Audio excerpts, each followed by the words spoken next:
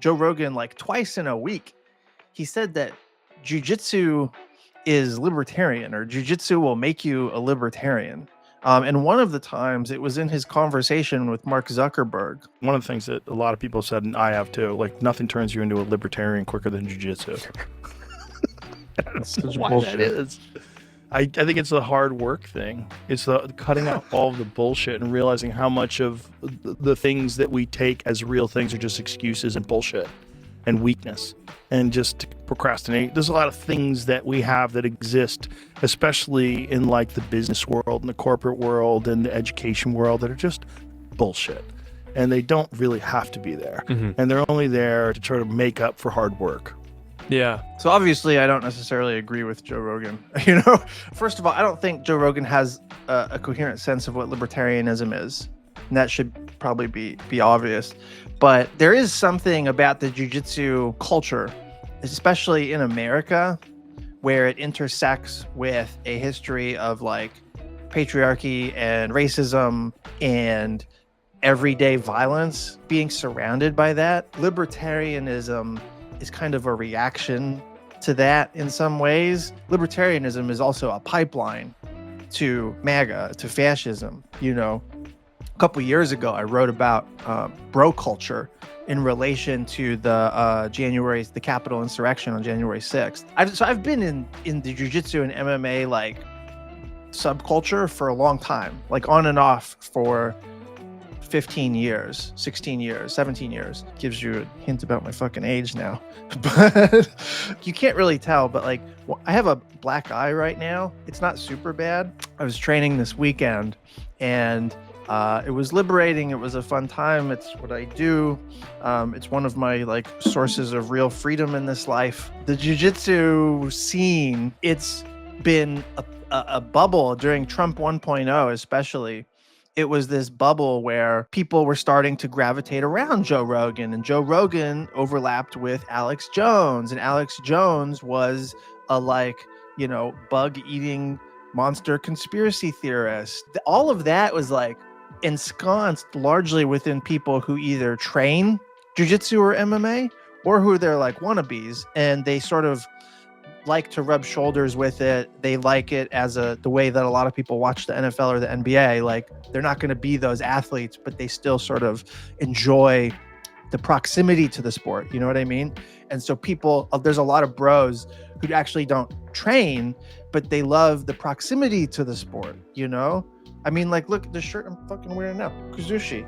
That's off balancing, which is like something you do in jiu-jitsu in order to attack, like this is the culture, and the culture it's not become right-wing, but it has a lot of right-wing content in it. And when you hear Rogan's comment there, he's equating libertarianism with appreciation for hard work and struggle and cutting out the bullshit. And like, what does any of that have to do with libertarianism? People who train jiu-jitsu might find libertarianism, but that has like nothing to do with the martial art itself.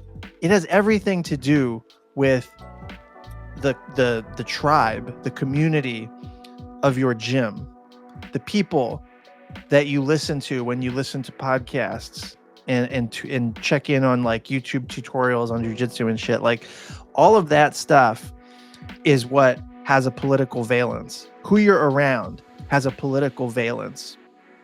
The culture of a gym is very like specific. In America, I think it's probably true there are a lot of gyms that cultivate a libertarian ethos because you need to eat healthy in the RFK Jr., conspiracy theory woo-woo sense. There's a lot of that. And that, I think, is a function of having a shit medical system.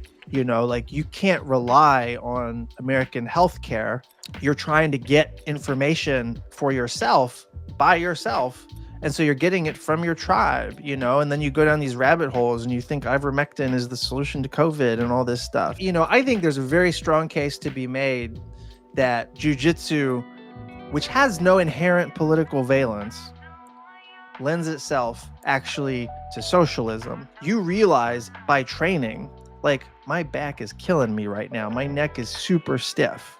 I told you I got the black eye. You realize that you get injuries, and then you depend on your healthcare system, and you realize that your healthcare, even if you have like decent insurance, it's shit.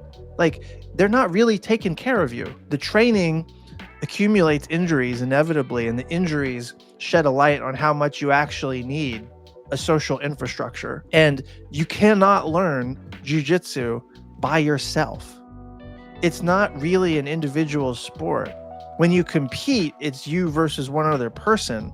But in order to be worth a damn, you have to have a community of people that you work with. It is truly communal. There's a way in which jiu-jitsu involves a lot of like social norms, reciprocity, consensualism. There's this guy who actually is a socialist, and he has a little network. He has like a podcast and a newsletter, and he has a gym, I think. And it's called Liberation Martial Arts. He has this whole like socialist anti-imperial take on martial arts generally, not just jiu-jitsu. He thinks it's insane that so many martial arts sites have gone down this like right-wing rabbit hole. So he's obviously a huge critic of the Joe Rogan stuff. His content like reinforces this belief I have that like you really do find community in jiu-jitsu. The problem is the kind of community that you end up finding. And what's happened with the far right in America and with militias in America is that they recognize that like jiu-jitsu spaces and MMA spaces have become a third place for bros, and they're using that to their advantage. And then they'll smuggle in reactionary political thought or fascism. My 2020 take on all this was that the bro culture incubates fascism because it's training you for violence without purpose, and this belief that you're earning everything you get. It's like, you're not earning shit on your own. You know, this is the equivalent of like the Elizabeth Warren, like, you didn't build that. That's the same with your jiu-jitsu skills and your fighting skills. You had to do a lot of hard work, yes, but you relied on a social infrastructure and a community. And when things went wrong, you needed all of that. Jiu-jitsu is not inherently political. It could be a site of liberation. Jiu-jitsu fucking works, bro.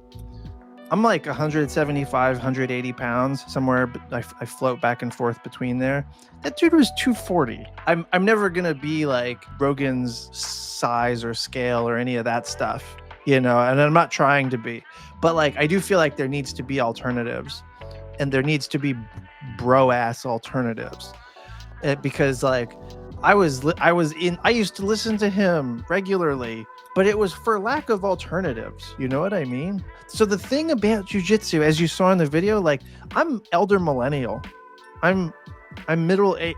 I hate saying middle aged because that scares me, but like, I might count as middle aged. My fitness level is like nowhere near the guys that I train with. That big dude was way stronger than me. I submitted him twice in like 5 minutes. That's the jiu-jitsu.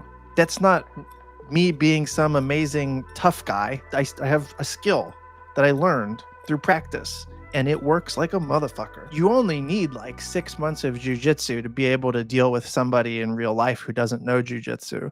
Like, the rabbit hole that I've gone down is training to beat other people who know jiu-jitsu.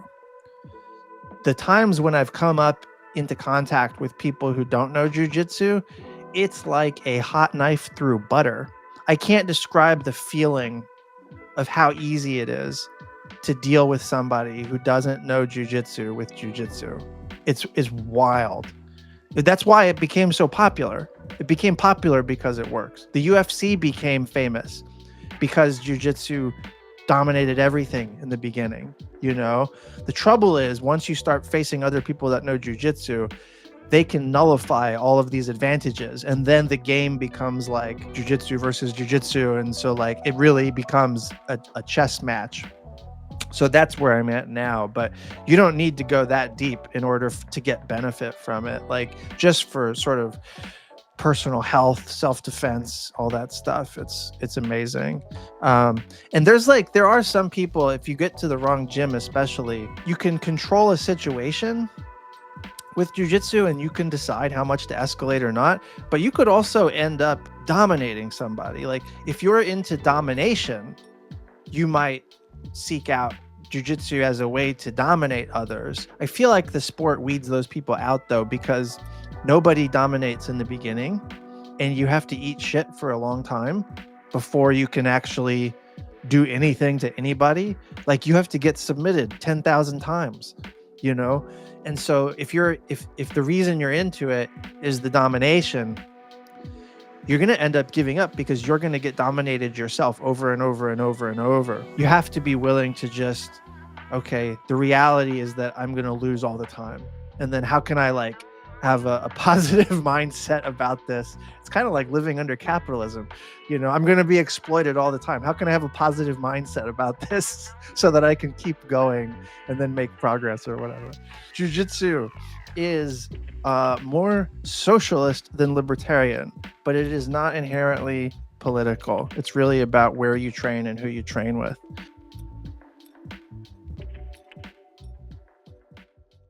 All right, I'm rolling with a guy here who's he's bigger than me, he's stronger than me, and he had good top pressure.